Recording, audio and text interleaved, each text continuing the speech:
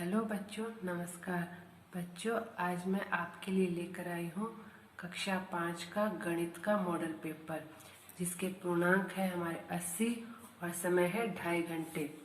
तो चलो, हमारा पहला प्रश्न है, घर की दीवारें परस्पर बनी होती हैं।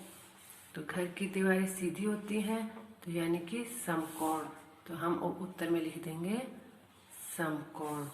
हमारा दूसरा प्रश्न है, नीचे दी गई आकृतियों में से सभी कोणों को पहचान कर उन्हें न्यून कोण अथवा समकोण के रूप में लिखिए।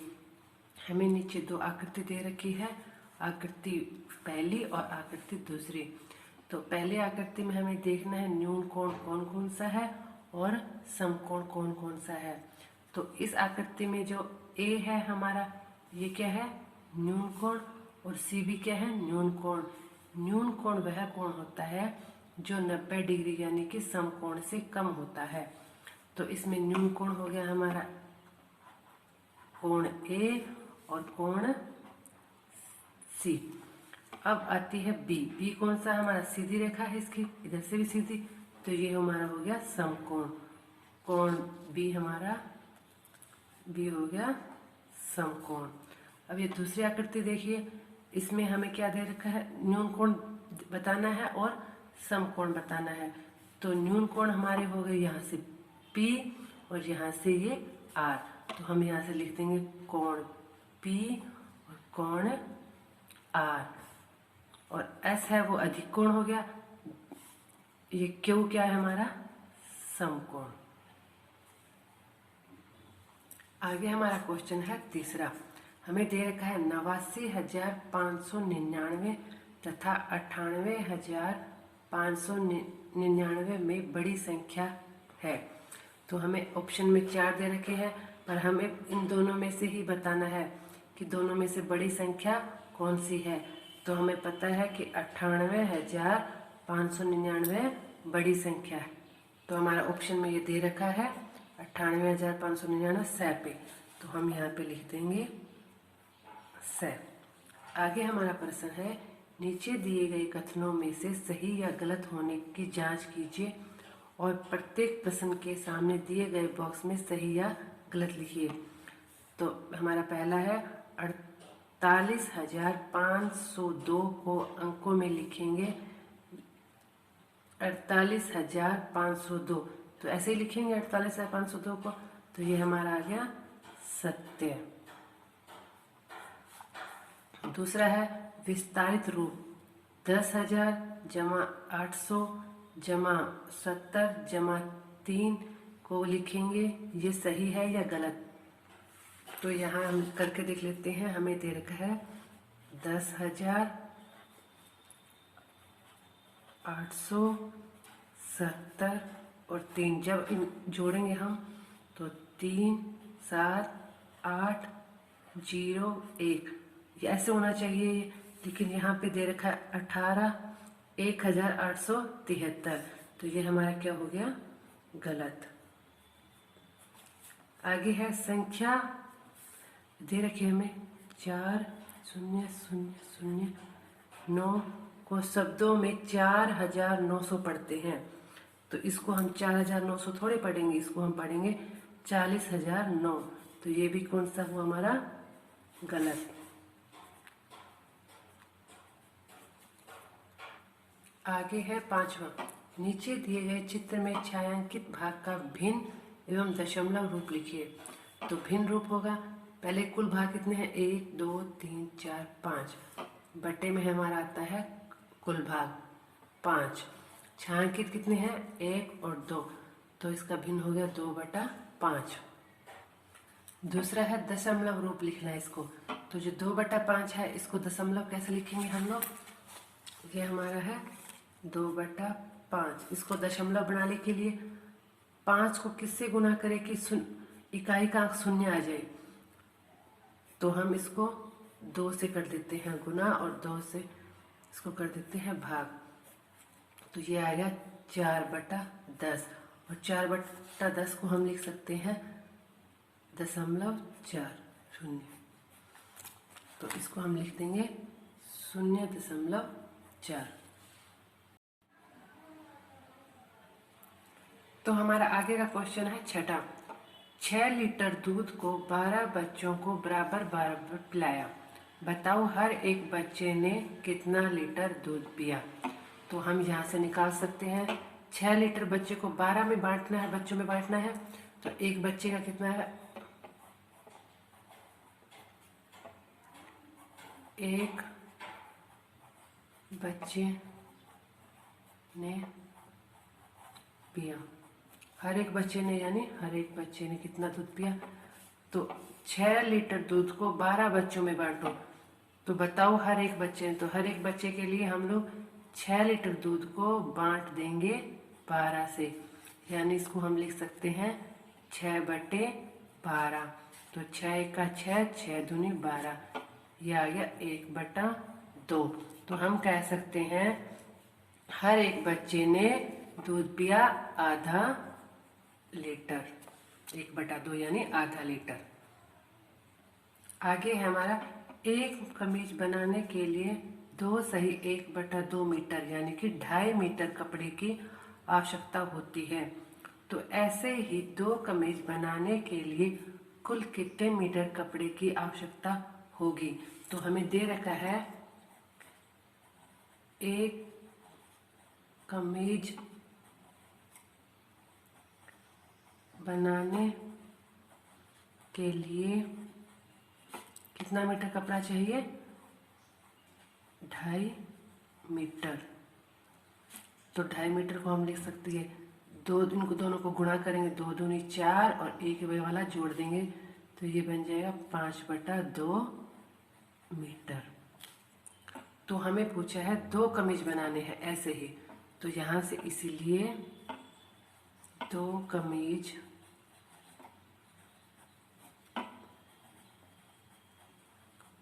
बनाने के लिए, ज़्यादा के लिए गुना करते हैं, तो हम 5/2 गुना में 2, अब कुछ नहीं है नीचे तो बटे में हम 1 लिख देंगे, 2 से 2 काट दिया, 2 एकम 2, यहाँ से 2 एकम 2, अब बच गया 5। तो 5 मीटर कपड़ा चाहिए। आगे आता है हमारा 7वां।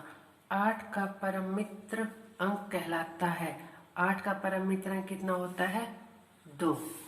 तो यहाँ लिख देंगे हम 2 ए, ऑप्शन ए। 8वां है निखिलम विधि से गुणनफल ज्ञात करो।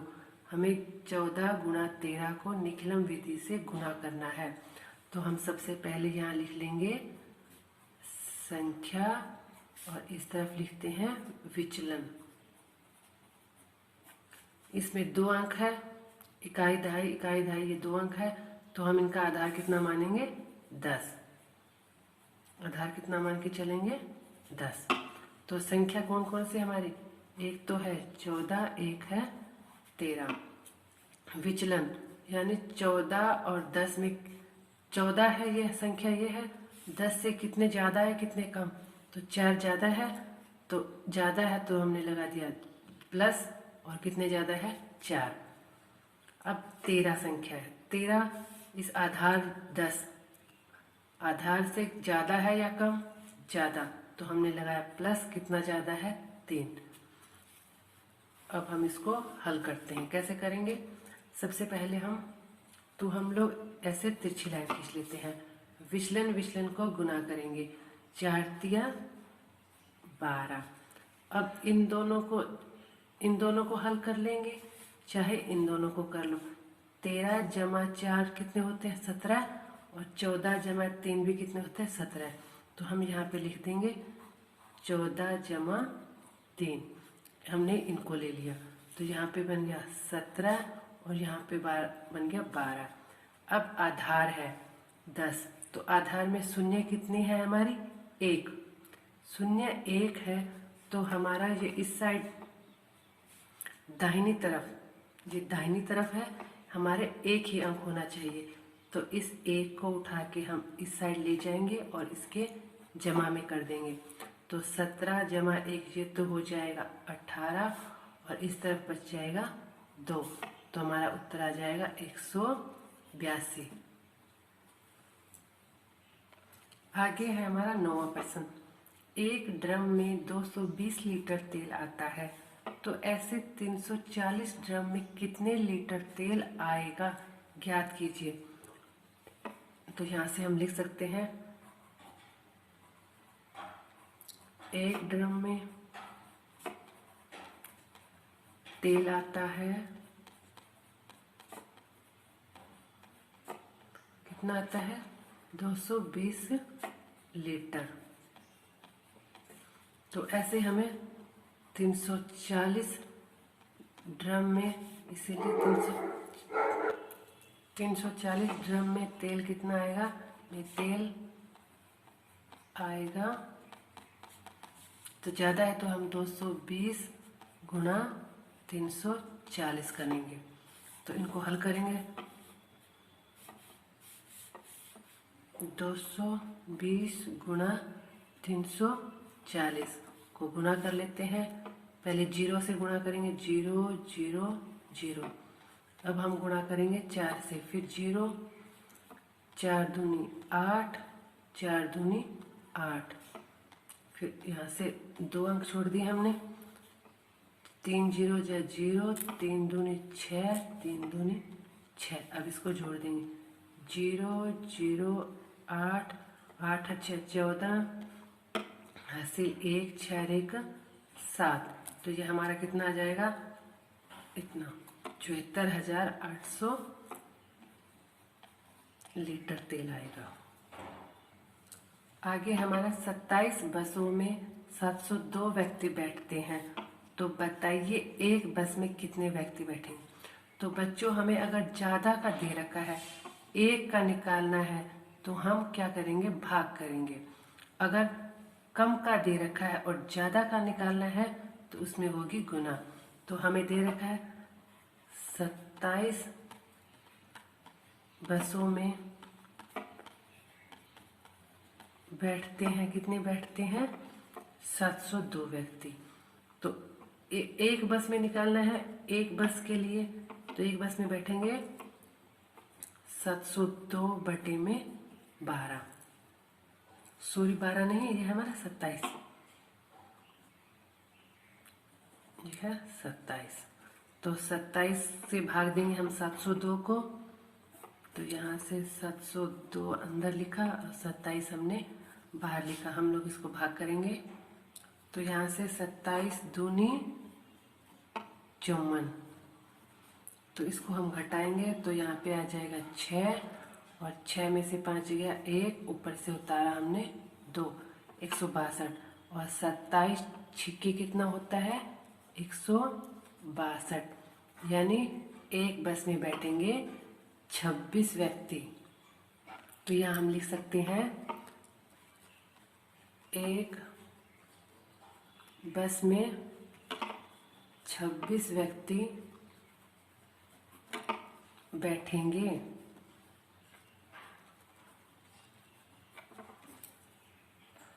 तो अगला हमारा प्रश्न है 10वां।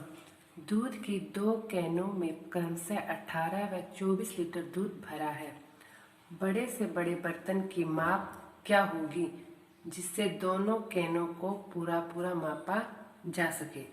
तो इसके लिए हम सबसे पहले 18 के गुणनखंड निकालेंगे, 18 के गुणनखंड निकालेंगे, फिर हम 24 के गुणनखंड निकालेंगे। तो सबसे पहले 18 के गुणनखंड हमारे क्या होते हैं, 18 के किस किस के पहाड़े में आता है, एक 18 जय हो गया, और फिर आता है 2 निमे 18, यानी कि 9 का भी गुणन, 18 के गुणनखंड में 9 भी शामिल हो गया। फिर आता है 3 के पहाड़े में भी आता है और 6 के पहाड़े में भी हो गया। इसी प्रकार 24 के गुणनखंड कैसे बनाएंगे हम लोग, 24 1 के पहाड़े में आता है 24 पर, 2 12 जा, 3 छिक्के 24, और फिर 3 छिक्के 24 नहीं, 3 8 24, 4 छिक्के 24, तो ये इसके गुणनखंड हो गए। तो यहाँ से 18 व 24 के समान गुणनखंड निकाल लेते हैं। गुणनखंड, तो समान गुणनखंड में क्या क्या है? 1 है, 2 है, 3 है और 6 है। तो हम इसे बड़े बर्तन की माप क्या होगी? तो बड़े से बड़े है तो हम क्या लेंगे? इसमें सबसे बड़ा समान गुणनखंड, सबसे बड़ा समान गुणनखंड ले लेंगे। तो सबसे बड़ा समान गुणनखंड क्या है? बड़ा है और समान 6। तो हम इसमें ये आगे आता है सबसे बड़े बर्तन की माप 6 लीटर होगी, जिससे दोनों कैनों को पूरा पूरा नापा जा सके। आगे आता है हमारा प्रश्न, निम्नलिखित प्रश्नों को हल कीजिए, छूटे हुए अंक लिखिए। तो यहाँ जोड़ का है 2 और 6 8, और 8 में कितना जोड़े कि 3 आ जाए? तो 3 तो आएगा नहीं, 13 आएगा। तो 8 9 10 11 12 13, यानी कि हम जोड़ेंगे इसमें 5, हासिल लगेगी 1, 4 5 6 7, तो यहाँ पे आ जाएगा 7। तो आगे हमारा, एक बगीचे में 225 गुलाब, 156 गेंदा तथा 178 चमेली के पौधे हैं। तो बताइए फूलों के कुल कितने पौधे होंगे? तो कुल पूछा है, कुल कितने पौधे हैं, तो इनका हम जोड़ करेंगे। तो सबसे पहले कितने हैं? गुलाब, गुलाब के पौधे, गुलाब के कितने पौधे हैं? 225। फिर आते हैं गेंदा, गेंदा के पौधे कितने हैं? 156। फिर आता है चमेली, चमेली के पौधे कितने हैं? 178। हम इनको जोड़ लेंगे, 6 और 5 जोड़ लेते हैं, 6 और 5 11, 11 और 8 19, 9, हासिल लगी 1, 5 2 7 8, और 8 और 7, 8 और 7 हो गए 15, 15 का 5, हासिल लगी 1, 2 3 4 और 5, ये कुल पौधे इतने आ गए। आगे हमारा प्रश्न है, मोहन के पास 10,000 रुपये है, उसने 4,500 रुपये के गेहूं खरीदे तथा 1,600 रुपये के चावल खरीदे, बताओ उसके पास कितने रुपए शेष बचे? तो सबसे पहले उसने कितने रुपए के क्या खरीदे? तो उसने सबसे पहले गेहूं कितने के खरीदे? गेहूं खरीदे 4500 रुपए के। फिर आता है चावल, चावल खरीदे 1,600 रुपए के। तो कुल कितने का खरीदा उसने? तो कुल खरीदे, इनको जोड़ देते हैं, 6 और 5 11, 4 5 और 1 यहाँ पे हासिल थी 6, 6,100 रुपये के उन्होंने गेहूं और चावल खरीदे। अब उसके पास कितने रुपए शेष बचे? तो कुल कितने थे उसके पास? 10,000 रुपये थे। तो पहले इसके पास थे 10,000 रुपये। तो यहाँ से हम लिख सकते हैं, मोहन के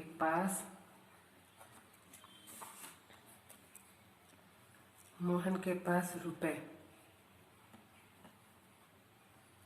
कितने थे? 10,000।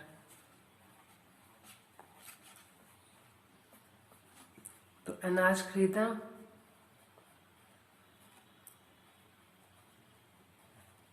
कितने का खरीदा था उसने? 6,100 रुपये के। तो अब उसके पास शेष बच जाएंगे। तो अब कितने शेष बचे उसके पास? शेष बचे हम उनको घटा देंगे। देखो कैसे घटाएंगे इसको। तो यहाँ पे 0 है, 0 में से 1 नहीं घटेगा तो यहाँ से मांगेंगे उसको, यहाँ से भी नहीं है